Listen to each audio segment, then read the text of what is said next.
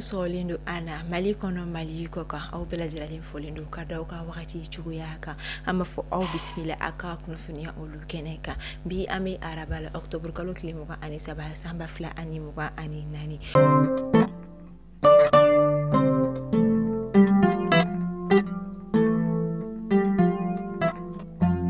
kuna funi damnela ayira la ko abi wakati de madama po sisan taji koni songo jiglani dorome tan koni anga jamana konnala o bayira dorome tan o koni bula taji songo o konna nga femi koni ma jati mine anga jamana transport en commun o koni bulma fon koni munu mo de o kono no bitalike taxi ani sotara mala ko foshi koni ma bo o pasi o koni ndala mi yere ke mesabu ye passage o koni me ga bo ka dama kashidige walma akobe chogodidi na maye ko do kon bula essence dala ko ikado ga fo chauffeur oni prante o ka essayer ka do kon bo ka bulma fon koni transport au son là. Ni wakati ko fole na nyuno ani marakala ni dugu fla ko ni sigiba o yere ko ni kamana kalendo ko sebe mi yere ko na ubi dama kashidike kada kasama nyaji ko ni wala ngatala jika bunji yere ko ni jolendo uka foro ko na la mi yere ko ni keme u kamana gan ko way kadaka ka otogo ya ko ni to tinto o wayira ka foti se ku jigida femi ka ro ka fo so mi nyuma ko ni ka fo ku bina suma shinyana man ko ni soro uka foro ko na mi yere la wi wele kan ko ni bla ka tanga jamana nyama ko ni ma uka se ka deben ko ni ta kanyeshi uma wali manama na ketu mina kasika demeta anika ferota aka udeme ukanindi kukoni ukonnala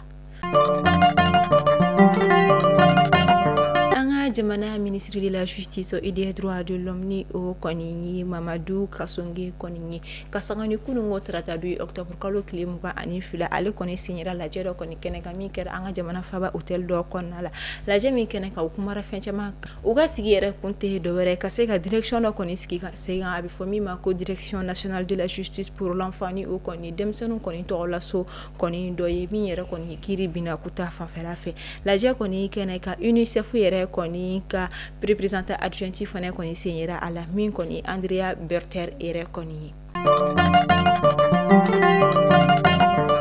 femi shin jamana kala sigide mi anga jamana kono ni o koni ambassadeur ni ale to kono ko Shennon Ji Yong ale koni sina bolike kata anga jamana faba koni kono la maison de la femme flami koni be no mi koni be ba ko fe ani banye fe kata inyeda yinno kata ala je femi karo ka fo wala sa ka sega musula ko andem sen na ko koni deme o be se ka bo sigile tugo mina ka sega fero koni ku yere mi yere koni kera sababu ye ni a koni tara inyeda ni maison de la femme fla koni naka min koni metal ke baraka mino koni dilla ni obetali ke machine fini o fini kala machine oni fen chama were o koni na kadaka ayira ka fo ko jamana koni nyeta ka do koni glolendo femi ka do ka fo muso koni na o kama kaseka o deme o ka o yere bono gola o ye jamana koni demeli ni ka bono gola mi yere konna ayira ka fo ko bina deme chama koni nati femi ni maison de la femme fla koni ma wala sa o biseka muso la ka koni andem sen na ka o deme chuko yamina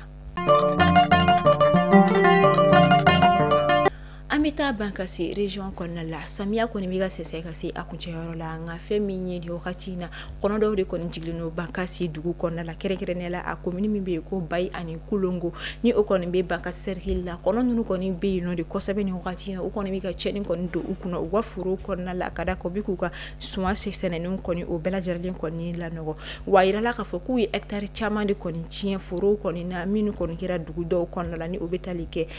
jana konna pisa fokata se bunamba ma ani bogodu fokata se sira tenten o konma sodo anangara fokata se minama maude o konma o kofe minima pel fokata se sogosi ani insangu o ma fokata se kulungo o dugu konima o koni kere yeni dugu moko koni nga sene fon bela diralen koni halaki ame wakati na ecosystem mi yere koni mo akli blakata fo samba fla antani woro wakati ula banka si cercle konna la fana ni wakati kele nu konna kono jigina o dugu konna la ka cheni fana koni ndu ukon ukuna o kama ukoni dama kashirike anga jamana nyema uje ukasika fere koni soroni kono nu konna wala sa ugasa miya koni kana ke ubulufui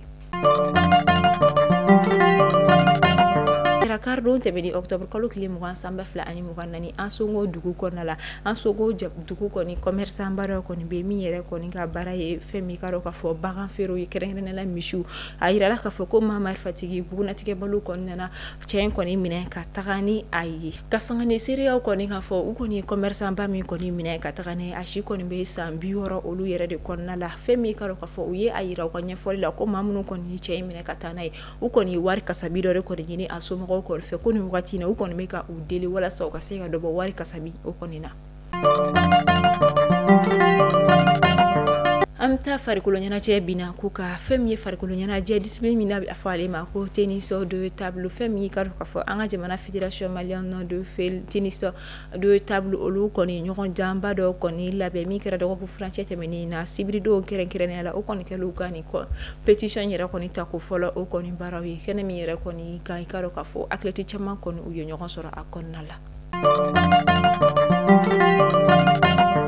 A kɛra alamisadon tɛmɛnen na an ka jamana faba kɔnɔna la kɛrɛnkɛrɛnnen la an ka jamana commune fɔlɔ kɔnɔna la fɛn min ye quartier Meni a bɛ fɔ ale ma Sotiba o kaburudon kɔnɔna la fɛn min ka dɔn ka fɔ Sotiba kɔni kaburudon kɔnɔna la maa dɔ de kɔni yera sifinnaka dɔ min kɔni tun bɛ k'i bɛrɛbɛrɛ ka don kaburudon kɔnɔna la tuma min na a bɛ ka labɛnw sabati mɔgɔw kɔni y'a ye minnu na u y'a minɛ k'a sɛbɛkɔrɔ dasi ka sɔrɔ k'a ɲininka a dalakan na a kɔni ma kan jɔlen sɔrɔ k'a fɔ nka maaw kɔni sigara la k'a ye k'a fɔ ko n'a sɔrɔ ni maa min don ni a tɛna taga kaburu de kɔni wɔgɔbɛ walasa ka se ka taa su kɔni fari fan dɔw kɔni tigɛ ka taga ni a ye ka d'a kan ko a caman bɛ kɛ o de ye tuma min na kumaw kɔni cayara a bilala ka taa fanga tigilamɔgɔw ka bolo kan an bɛ wagati min na ko san sɛgɛsɛgɛliw kɔni bɛ sen na nka maaw kɔni ye dama kasi kɛ kɛrɛnkɛrɛnnenya la a yɔrɔ sigi bɔ walasa ka se ka lakanaw kɔni sabati kosɛbɛ kaburudon kɔni na ka d'a kan maaw kɔni bɛ don ka taa nin waleya cɛjugu kɔni kɛ mɔgɔ wɛrɛw ka su de kɔni na ko min kɔni ni a kɛ man kan hali n'a sɔrɔ mɔgɔ sara a tigi ni sutura kɔni ka kan ani lebu man kan.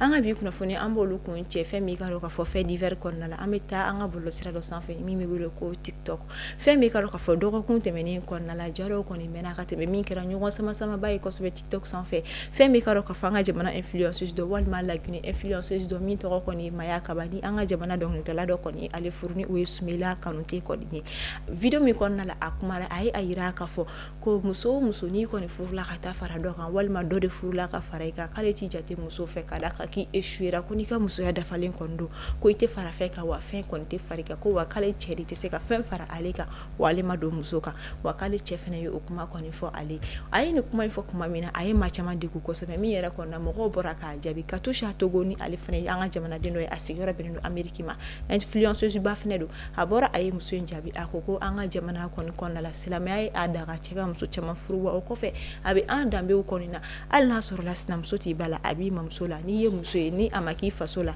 hana ka i cɛla la ko n'i kumara i ye olu bɛɛ de dɔgɔya ko an ka makɔrɔba fɛn fɛn bɛ yen minnu kɔni ye senaya kɛ ka tɛmɛ k'i ye olu kɔni bɛɛ de dɔgɔya ka d'a kan hali ni a man di ye a ma se i ka mɔgɔ kɔni neni tuma min na o y'o fɔ a seginna ka bɔ a y'o jaabi a y'o sɛbɛkɔrɔ neni nka kuma yɛrɛ koloma yɔrɔ ye min ni maaw da bɛ ka mɔgɔw la o de ye k'a fɔ ko a ye mɔgɔw kɔni neni muso minnu ko ni olu farala dɔ kan ko olu échouera kuma koloma yɔrɔ ye nka a tɛ k'i da maga o kɔni na an b'a fɔ an ka jamana ɲɛmɔgɔw kɔni ka fɛɛrɛ kɔni sɔrɔ ni ja kuntan ninnu kɔni tɛmɛla an ka jamana bɔlɔlɔsira olu kɔni sanfɛla la ka d'a kan mɔgɔ sugu bɛɛ de bɛ i ka dɔn ka fɔ réseaux sociaux in kan kuma tɛ TikTok yɛrɛ kɔni ma o bɛ kuma caman fɔ kuma mun ni fɔ man kan ka d'a kan ni min kɔni fɔra maa caman kɔni i yɛrɛ sɔrɔ neni minɛn kɔnɔna la.